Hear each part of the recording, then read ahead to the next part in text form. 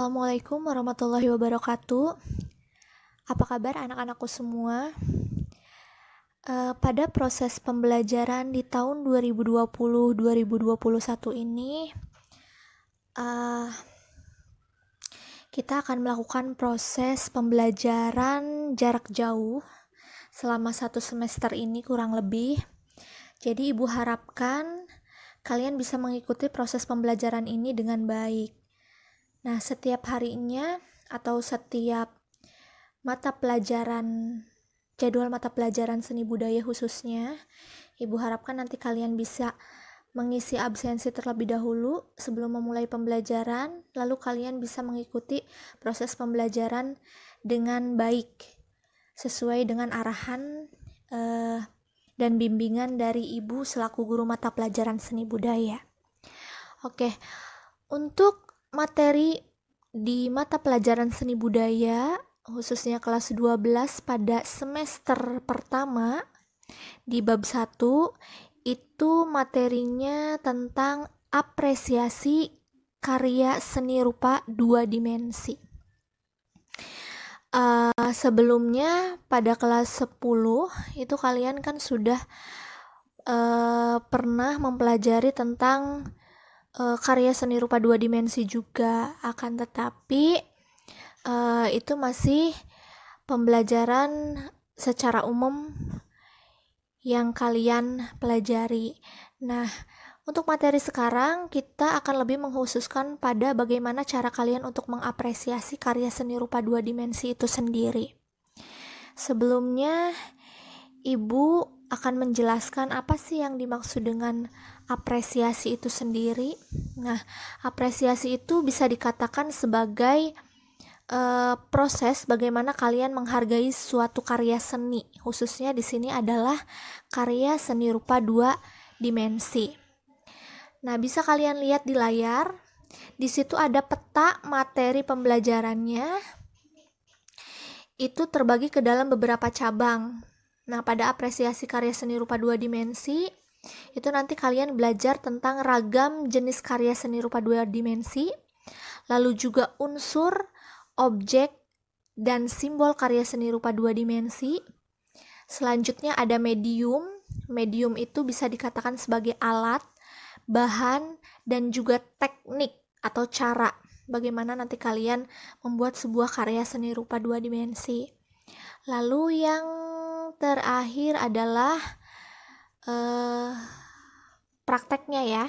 Jadi nanti kalian praktek bagaimana membuat karya seni rupa 2 dimensi itu sendiri. Seperti yang sudah kalian ketahui bahwa karya seni rupa 2 dimensi itu memiliki banyak sekali ragam dan juga jenisnya. Nah, itu pengkategoriannya bisa berdasarkan teknik. Misalnya mengenal jenis karya seni batik, seni ukir, seni pahat, seni kriya, lalu juga ada anyaman dan lain sebagainya. Nah, pengkategoriannya juga itu bisa berdasarkan perkembangannya, bagaimana seni rupa itu dikelompokkan berdasarkan jenis perjalanannya ya. Jadi ada seni rupa prasejarah, tradisional, ada juga seni rupa klasik dan juga modern, lalu ada juga seni rupa kontemporer. Nah, itu nanti kita pelajari di pertemuan-pertemuan selanjutnya. Tetapi ibu akan mereview dulu ya. Jadi jenis-jenis seni rupa juga itu banyak sekali. Yang mendasar ya, yang pertama itu ada jenis seni rupa atau pengelompokan seni rupa berdasarkan fungsinya. Itu ada seni rupa murni dan juga seni rupa terapan. Nah, seperti yang kalian ketahui bahwa yang dimaksud dengan seni rupa murni itu adalah suatu karya seni rupa yang hanya bisa dinikmati keindahannya saja, jadi tidak memiliki nilai fungsi di dalamnya atau tidak bisa digunakan oleh manusia, jadi hanya sebagai benda pajangan saja. Misalnya saja seperti patung, lalu juga ada foto, ada gambar, ada lukisan. Nah, itu termasuk ke dalam benda seni rupa murni. Lalu yang kedua ada seni rupa terapan. Rupa terapan itu adalah karya seni rupa yang dia tidak hanya bisa dilihat keindahannya saja, tetapi dia juga memiliki fungsi atau kegunaan. Jadi bisa digunakan ya oleh kita sebagai manusia. Misalnya saja seperti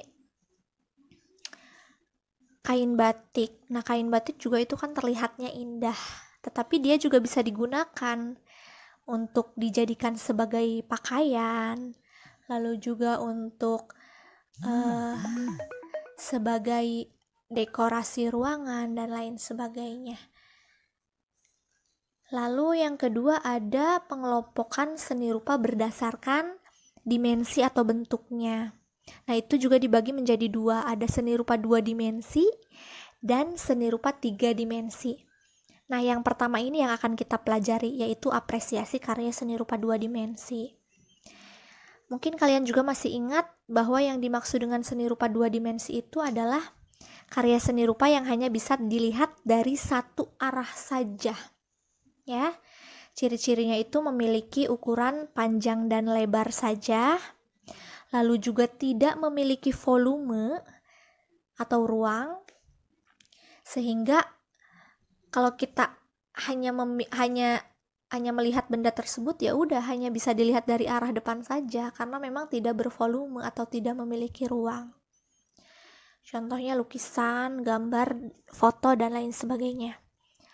Lalu yang kedua adalah seni rupa 3 dimensi. Nah, kalau 3 dimensi ini merupakan karya seni rupa yang bisa dilihat dari segala arah.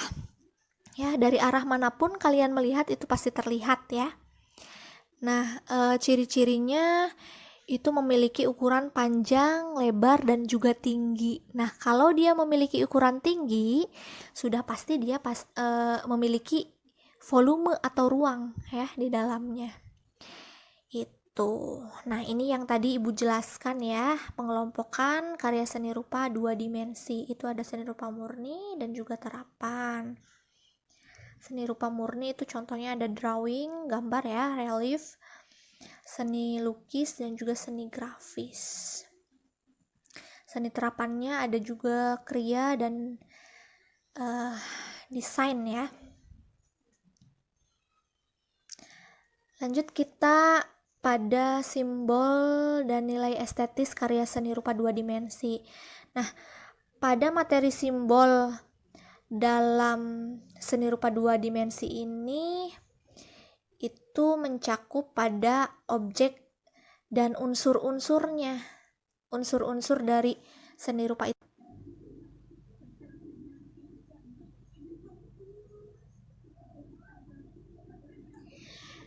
Baiklah, setelah kalian tadi memahami pengertian atau definisi dari seni rupa itu sendiri, ada beberapa hal yang juga tidak bisa kalian lupakan, yaitu mengenai unsur-unsur dari seni rupa itu sendiri. Nah, unsur-unsur seni rupa itu terdiri dari beberapa unsur. Yang pertama itu adalah unsur titik. Nah, unsur titik ini merupakan unsur yang paling utama, bisa dikatakan sebagai unsur yang terkecil dan merupakan suatu dasar dari berbagai ide karya seni yang akan diciptakan. Jadi suatu karya seni itu diciptakan bermula dari unsur titik ini. Lalu yang kedua adalah unsur garis. Nah, unsur garis ini bisa dikatakan sebagai salah satu unsur yang tercipta dari beberapa buah titik. Nah, setiap garis yang ditorehkan itu mempunyai arti bahwa sebuah watak dan ciri khas seperti keras, lentur, kaku, itu dapat dijelaskan dengan baik hanya berdasarkan pada hasil karya seni itu sendiri. Nah, garis juga tidak hanya berupa garis lurus saja, ada juga garis horizontal, garis vertikal, garis lengkung, garis putus-putus, dan lain sebagainya. Lalu unsur yang ketiga adalah unsur bidang. Nah, unsur bidang ini adalah unsur yang terbentuk dari beberapa buah garis, di mana bila disatukan itu akan membentuk sebuah karya seni rupa.